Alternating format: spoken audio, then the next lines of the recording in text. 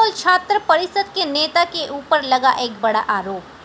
आप सबका स्वागत है न्यूज़ लाइन कोलकाता में।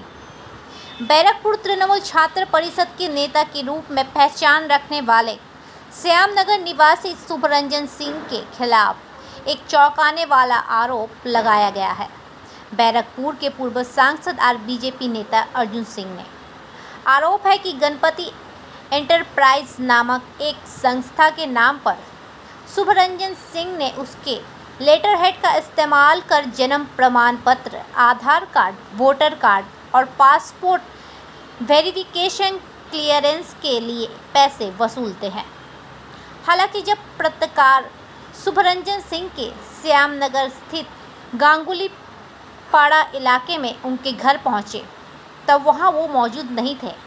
उनकी मां कृष्णा सिंह ने सभी आरोप को खारिज करते हुए बताया और कहा कि उनके बेटों को फंसाने की साजिश रची जा रही है।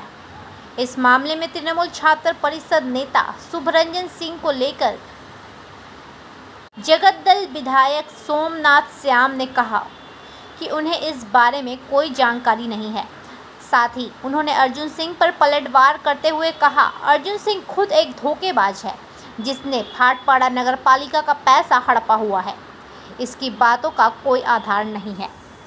तो नतून किछु नय, आपनारा ভালো করে জানেন একবার আমাদের দেশে প্রধানমন্ত্রী বলেছিলেন কি রেড চার্ট ফিক্সড আছে পশ্চিমবাংলা তৃণমূল কংগ্রেসের অফিসিয়ালি এই চাকরির জন্য এই ওই চাকরির জন্য ওই স্কুলের চাকরির জন্য এই পুলিশ ইন্সপেক্টরের জন্য এই পুলিশ ট্রান্সফারের জন্য এই সব কিছু ফিক্স আছে এখানে অফিসিয়ালি এখান থেকে তারপরে সেখান থেকে 75% চলে যায় দিদিমণি কাছে ভাইপো কাছে তারপরে 25% মধ্যে ভাগ হয়। কিন্তু কিছু অতি উৎসাহী তৃণমূল কংগ্রেসের লোক আছে যাদের কালকে আমি একটা টুইট করেছিলাম with document, say officially board লাগিয়ে প্যাডে নোটিশ দিয়ে কত টাকা দিতে হবে, আধার কার্ড বানাবো, অত টাকা দিলে প্যান কার্ড বানাবো, অত ভোটার কার্ড বানাবো, পাসপোর্ট বানাবো, আর কিছু পুলিশও আছে ঘুরে বেড়াচ্ছে এদিকে ওদিকে, এই অসল অপরাধীকেই ধরতে পারছে না। যারা বাংলাদেশি অনুপ্রবেশকারী আর যারা ওই পাকিস্তানি, আমাদের ব্যারাকপুরের 6 লাভ হয়ে গেছে।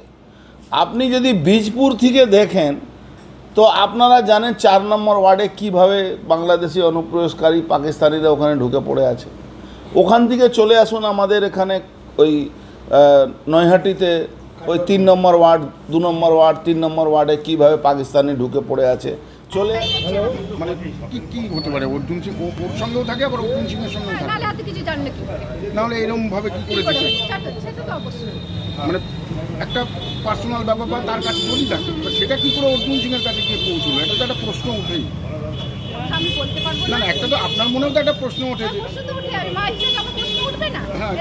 এই ব্যাপারে আমার কাছে কোনো জানকারি নেই, আমি কিছুই জানি না এই বিষয়ে, আপনি আমাকে বলছেন। আর একটা জিনিস জানতে হবে যে পোস্ট কে করলো, প্রাক্তন সাংসদ অর্জুন সিং, যে নিজে একটা বড় cheater. He himself is one of the biggest cheater of this area. পশ্চিমবাংলায় যদি চিটারের লিস্ট তৈরি করা হয় তাহলে সেখানে 1 আর 2 নম্বরের মধ্যে উনি চলে যাবেন। আমি বলবো 1 নম্বরে। যে ব্যাংকের কাগজ ফ্রড করে, যে ভাটপাড়া পৌরসভার কাগজ ফ্রড করে লোন তুলতে পারে, টাকা নিতে পারে, নিজের জামাইয়ের নামে এখনও টাকা নিয়ে বসে আছে, তার মতন বড় চিটার আর কে হতে পারে? সাধারণ পাবলিকের টাকা, সেই টাকা পর্যন্ত চিট করে বসে আছে, বিভিন্ন লোককে চাকরি দেওয়ার নামে টাকা নিয়েছে।